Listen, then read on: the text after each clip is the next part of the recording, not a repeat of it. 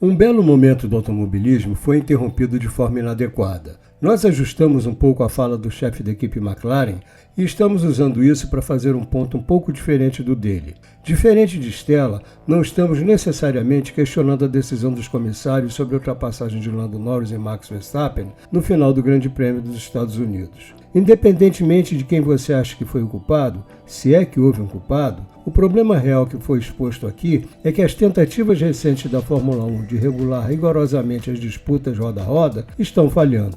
Compreensivelmente, a posição da Red Bull foi clara, argumentando que as regras são explícitas e, como Norris as violou, a punição foi justa. Mas é fácil ter essa visão quando você é o lado que está se beneficiando. Qualquer equipe faria o mesmo nessa posição. Igualmente compreensível foi a visão da McLaren de que Norris acabou fora da pista porque o carro que ele tentava ultrapassar por fora não apenas o forçou a sair, mas também ultrapassou os limites da pista. Antes de continuarmos, vamos explicar os pontos principais destacados pelos comissários na decisão de dar a Norris a punição de 5 segundos que lhe custou um lugar no pódio. Eles disseram que como Norris não estava emparelhado com Verstappen na tangência da curva, o que podemos ver claramente nas imagens da TV, Norris havia, portanto, perdido o direito à curva. Isso significava que Norris não tinha direito de ganhar vantagem ao sair da pista, mesmo que ele tenha sido forçado a sair pelo carro por dentro. No entanto, os comissários aplicaram a punição de 5 segundos, em vez de 10, porque Norris não teve alternativa além de sair da pista, devido à proximidade do carro de Verstappen. E nesse ponto, eles também reconheceram que Verstappen também saiu da pista. Mas ao que parece, como estava se defendendo, Verstappen pôde sair da pista e manter sua posição. Mais cedo na corrida, George Russell e Yuki Tsunoda receberam penalidades por forçar outro carro a sair da pista ao fazer ultrapassagens pelo lado de dentro na mesma curva, mesmo que eles próprios não tenham saído. Então o que parece ser o ponto principal aqui é que as regras atuais da Fórmula 1 favorecem fortemente o carro que está sendo ultrapassado, independentemente de estar por dentro ou por fora. Se você está defendendo por dentro, tem permissão para avançar demais na curva, sair da pista na saída e o carro que está por fora deve ficar atrás de você.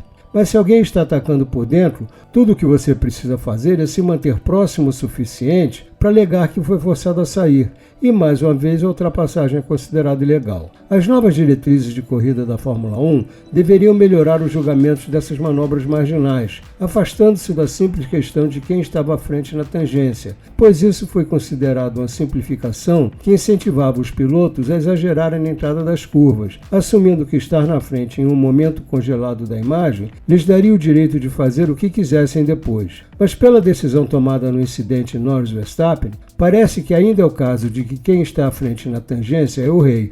Verstappen e o chefe da equipe Red Bull, Christian Horner, citaram a punição de Verstappen no mesmo circuito em 2017, quando ele perdeu um pódio por ultrapassar Kimi Raikkonen fora dos limites da pista. Mas essa comparação não faz muito sentido, pois foi um caso simples de um piloto ganhando posição cortando a curva, o cenário mais fácil de julgar em relação aos limites da pista. Como acontece frequentemente na Fórmula 1, partes do regulamento se tornam excessivamente complexas por causa da pressão das equipes por regras claras e objetivas em tudo. Mas algo tão dinâmico como o combate na pista não se adapta bem a isso. E aqueles mais afetados por isso, os competidores, levaram a Fórmula 1 a preferir uma regulamentação excessiva em vez de dar mais responsabilidade à interpretação dos comissários. Inevitavelmente, o incidente também levou a pedidos para que as áreas de escape de asfalto nas pistas fossem substituídas por caixas de brita.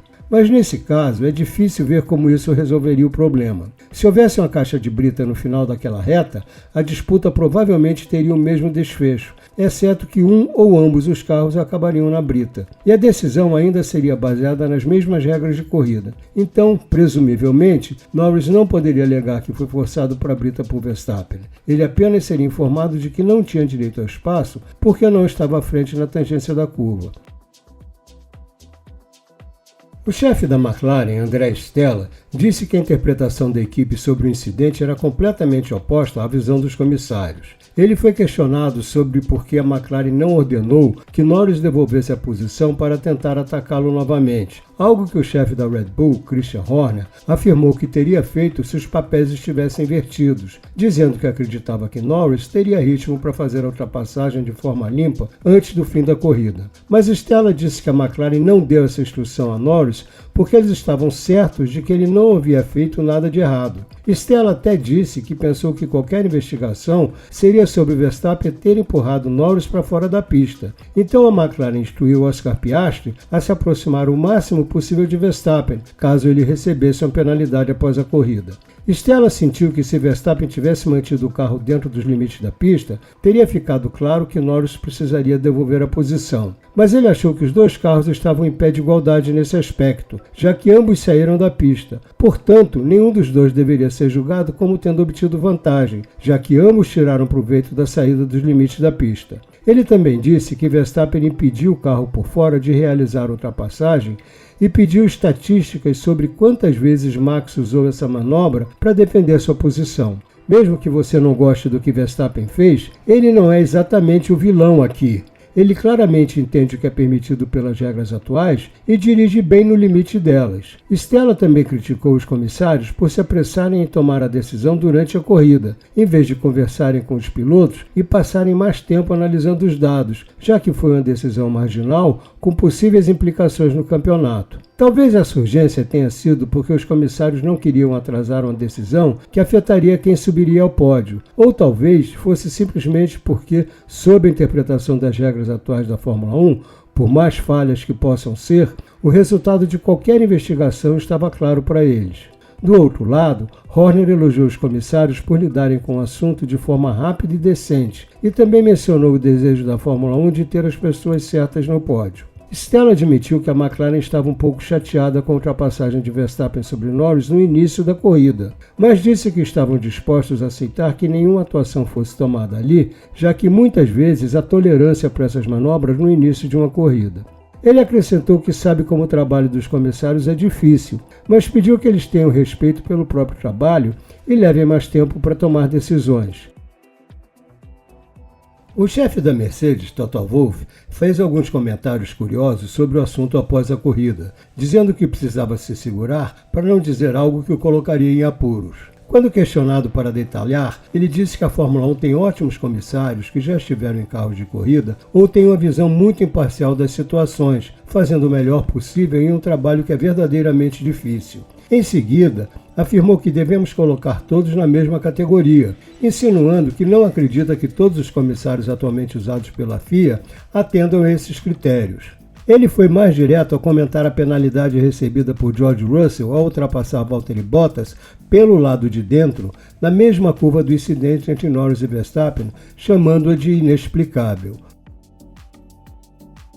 O triste de tudo isso é ter ofuscado uma batalha brilhante entre os dois dos principais pilotos do campeonato, além do desempenho fantástico da Ferrari com sua dobradinha. Só podemos pedir desculpas à Ferrari, pois antes do incidente entre Verstappen e Norris, o vídeo que estávamos preparando seria focado no domínio dos carros vermelhos neste fim de semana. De muitas maneiras, a batalha pelo terceiro lugar resumiu a temporada até agora, com a McLaren de Norris ganhando terreno mais tarde e o Red Bull de Verstappen se segurando para manter uma vantagem anterior. E faltando 5 corridas, a competição parece equilibrada. A Red Bull pareceu estar de volta à melhor forma durante quase todo o fim de semana, com Verstappen vencendo a corrida sprint largando da pole e dando a impressão de que também conquistaria a pole do Grande Prêmio, se não fosse o acidente de George Russell no final do Q3. Mas o RB20 saiu do seu ponto ideal no domingo. Verstappen reclamou de desequilíbrio, de falta de aderência e eficiência da frenagem, além de não conseguir girar o carro como queria, achando que a Red Bull piorou o carro. Horner afirmou que a equipe configurou o carro com muito subesterço, o que destruiu os pneus dianteiros e as coisas pioraram quando mudaram para os pneus duros. Quanto à McLaren, sua narrativa foi de uma equipe que estava enfrentando questionamentos sobre uma possível queda de rendimento para uma performance promissora na corrida. Ninguém conseguiu acompanhar a Ferrari, que parece ter finalmente corrigido os problemas de seu carro com as atualizações recentes, mas a McLaren pode se animar pelo fato de ter conseguido reagir contra Verstappen ao longo da corrida. Se o retorno da Red Bull à briga ainda parece uma virada significativa, considerando quanto a McLaren esteve à frente nas últimas corridas, Stella parecia tranquila em relação a isso, dizendo que a McLaren já esperava que essa fosse sua pista mais difícil. Stella acredita que as freadas fortes em curvas lentas, que frequentemente exigem que o piloto freie enquanto entra na curva, e algumas curvas de alta velocidade, são áreas em que o carro da McLaren não se destaca. Ele elogiou a Red Bull por conseguir melhorar seu carro no longo intervalo recente entre as corridas, mas também alertou que a McLaren espera que as pistas restantes do calendário favoreçam mais seu carro. Uma McLaren otimista, uma Red Bull em recuperação e uma Ferrari em grande fase são a receita ideal para o restante de 2024. Vamos torcer para que as regras de corrida complicadas demais não estraguem isso.